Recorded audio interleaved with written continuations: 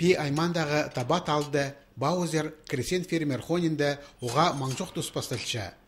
Айыз күнір тұрырынан қырыжылар техниканы жазы тоқтарына сығаршалар. Александр Цыганков бұл қонықты 10 жыл азыроқ тоғыт барыр. Комбайны ол өтіріпші. Техниканы қайде темні палырызың тоғыз идек барар. Халғынжы темненіс. Иштен прайнемені қати сынықтабзарға керек.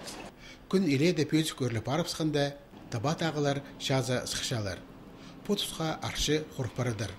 Пүл қыры тоғыстарына 6 комбайн, 4 КамАЗ машина темнелді. Кресен фермер хони өнінде тоңыстағылар өскірерінің айғасша. Аның қолында 4000 гектар қыры.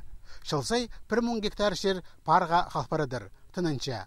Анинже бар қырыны түзімні тұздолыныр үшін табат ағылар ғароқ өскірерге шаратқанар. Пүл олар аны 2-ші жылы отыртылар. Пылтыр ғароқа 101 гектар жер берілген.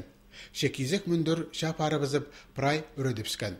30 жылы тоны шипаларға келіскен. Ол өрінге салылған.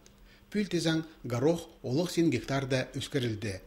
Кресен фермер хонының инженері Эдуард Баузерның соғынан келер тұстарды пу культураны 500 гектарда саларға пөгін бар. Ол өскен қырыларды тоңыстығылар оға шақсыз қыша. Мұнда қырыжылар ненде пөгін толтыршалар.